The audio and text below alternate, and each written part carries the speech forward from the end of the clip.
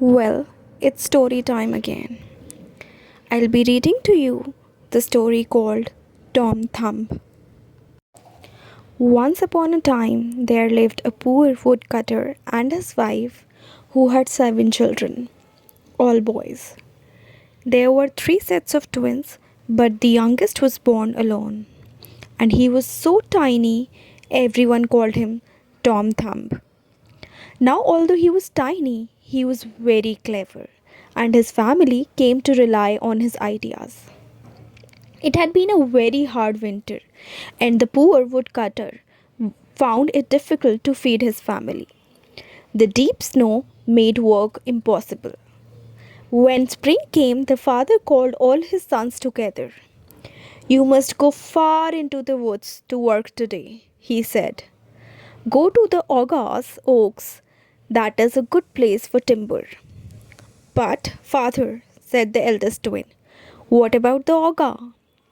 If you are sensible and quiet and keep well away from his house, no harm will come to you, replied the woodman. But, father, what about the wolf? Asked the second eldest twin. The wolf was shot yesterday, replied his father. But, father, what about our dinner? Said the third eldest. It is here in a basket. All we can give you, my son, replied his father. But, father, how shall we find our way? Asked the fourth boy. I will guide you there before I go on to the town, replied his father. But, father, what about our supper? Asked the fifth boy. You can have that when you come home, replied his father.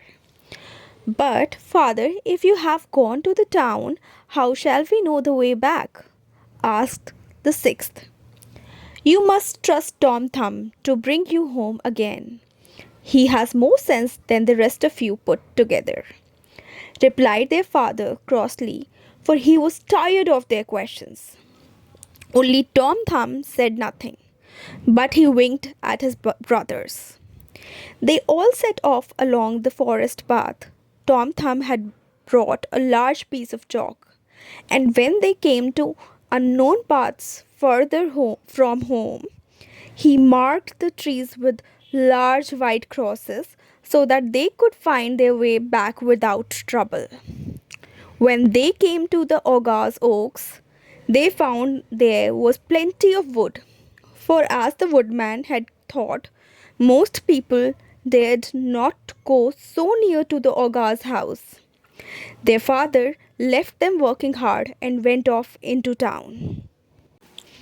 The brothers stopped at lunchtime to eat the bread their mother had put in the basket, which was not much, and then went back to work.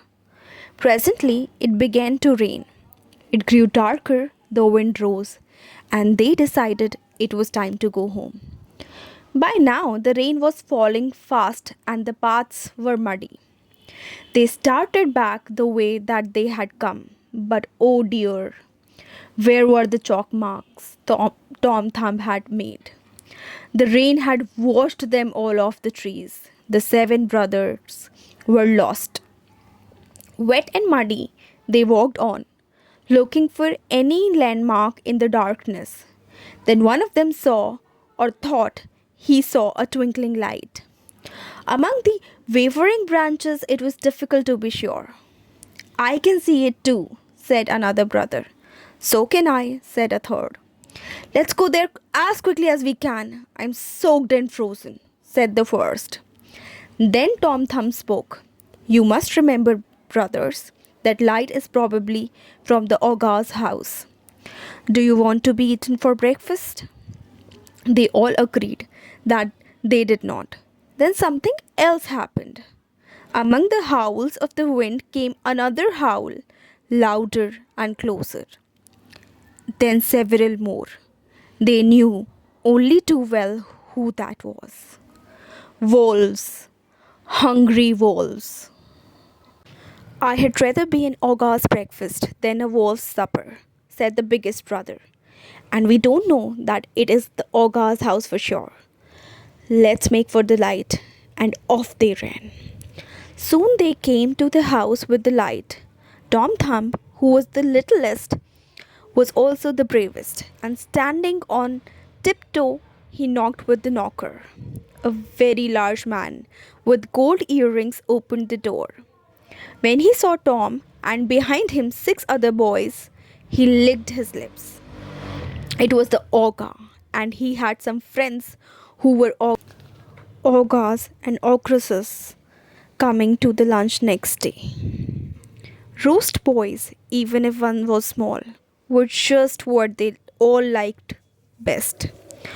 Tom explained they were lost and hungry. The ogre asked them in. There was a whole sheep roasting in front of the fire. It smelled delicious. The ogre looked at them and decided they could be fattened up for tomorrow. Come on, boys, said he, help yourselves.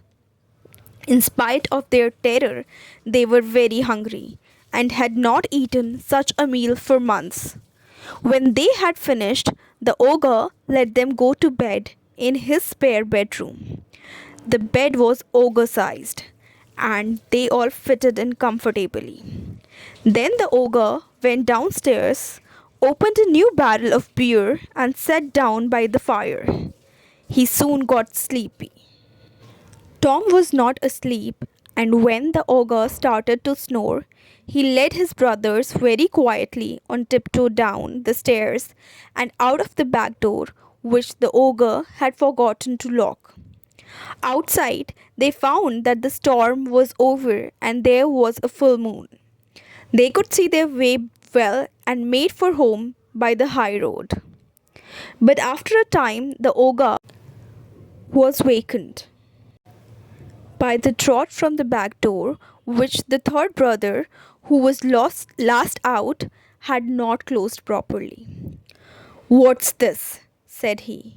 Someone's been up to something. And he went upstairs to the spare bedroom to make sure tomorrow's lunch was still asleep there. When he found his lunch had run off, he was very angry. He put on his 7 league boots, which went 7 leagues astride, called his dog, and was after the 7 brothers. By this time, it was nearly dawn. Tom Thumb saw and heard the ogre coming a long way off, and he and his brothers hid in a cave they knew of by the roadside. Presently, up puffed the ogre. He didn't like running even in 7 league boots, so he sat down in the morning sun and was soon asleep. This was Tom's chance. He told his brothers to meet him near the ogre's house as soon as they could, and then crept out of the cave.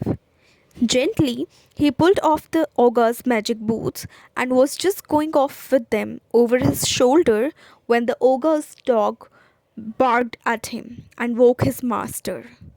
Tom struggled into the boots, which being magic immediately shrank to fit him, and ran off with the ogre in pursuit. Tom ran fast, but not so fast that the ogre lost sight of him.